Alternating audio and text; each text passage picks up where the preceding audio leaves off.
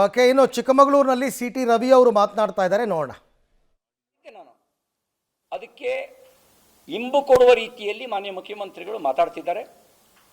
ನನಗನ್ಸುತ್ತೆ, ನಾನು ಮುಂಚೆ ಅಂದ್ಕೊಂಡೆ ಮುಖ್ಯಮಂತ್ರಿಗಳ ಪಾತ್ರ ಇದರಲ್ಲಿ ಇಲ್ವೇನೋ ಅಂಥೇಳಿ.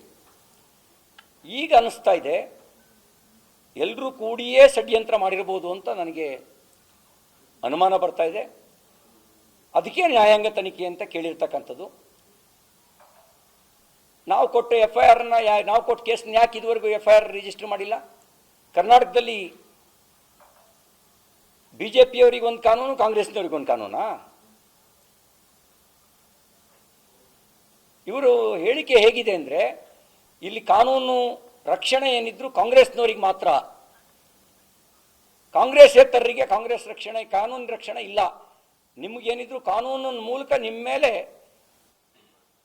ದೌರ್ಜನ್ಯ ನಡೆಸೋದಕ್ಕೆ, ಅಟ್ರಾಸಿಟಿ ಮಾಡೋದಕ್ಕೆ ಅಂತ ಅನ್ನುವ ಮನಸ್ಥಿತಿ ಮುಖ್ಯಮಂತ್ರಿಗಳ ಬಾಯಿನಲ್ಲಿ ವ್ಯಕ್ತ ಆಗ್ತಿರ್ತಕ್ಕಂಥದ್ದು ದುರದೃಷ್ಟಕರ. ನ್ಯಾಯಾಂಗ ತನಿಖೆ ಆಗಲಿ, ಸತ್ಯಾಸತ್ಯತೆ ಹೊರಗೆ ಬರಲಿ, ಸಾಕ್ಷಿ ಆಧಾರ ಏನಾರು ಇದ್ದರೆ, ನಾನು ತಪ್ಪು ಮಾಡಿದ್ರೆ ನನಗೆ ಶಿಕ್ಷೆ ಆಗಲಿ ಕಾನೂನು ಪ್ರಕಾರ. ಬಟ್ ಶಿಕ್ಷೆ ಕೊಡೋದಕ್ಕೆ ಸಿದ್ದರಾಮಯ್ಯನವರಿಗೂ ಅಧಿಕಾರ ಇಲ್ಲ, ಶಿಕ್ಷೆ ಕೊಡೋದಕ್ಕೆ DK ಶಿವಕುಮಾರ್ಗೂ ಅಧಿಕಾರ ಇಲ್ಲ, ಲಕ್ಷ್ಮೀ ಹೆಬ್ಬಾಳ್ಕರ್ಗೂ ಇಲ್ಲ, ಗೂಂಡಾಗಳಿಗೂ ಇಲ್ಲ.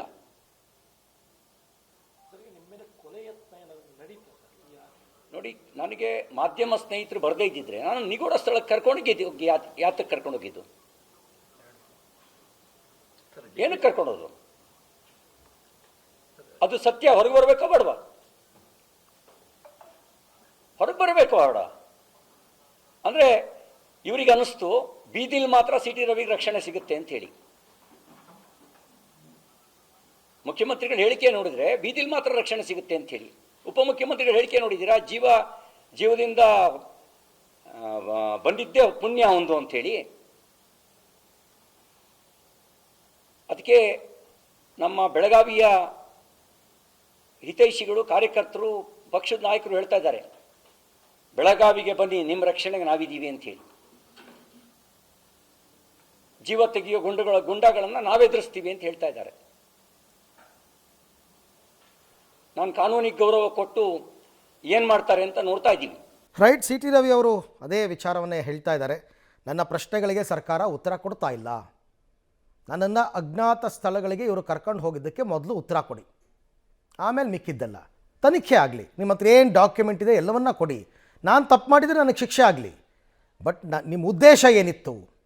ನನ್ನನ್ನು ಕೊಲೆ ಮಾಡೋ ಉದ್ದೇಶ ಇತ್ತ? ಈ ವಿಚಾರವನ್ನು ಈಗ BJP ನಾಯಕರು ಎತ್ಕೊಂಡಿದ್ದಾರೆ. ಸಿ ಟಿ ರವಿ, ಪ್ರಹ್ಲಾದ್ ಜೋಶಿ, ಆರಗ ಜ್ಞಾನೇಂದ್ರ ಎಲ್ಲರೂ ಕೂಡ ಫೇಕ್ ಎನ್ಕೌಂಟರ್ ವಿಚಾರವನ್ನು ಮತ್ತಷ್ಟು ಮುನ್ನೆಲೆಗೆ ತರುವಂತಹ ಪ್ರಯತ್ನವನ್ನು ಮಾಡ್ತಾ ಇದ್ದಾರೆ.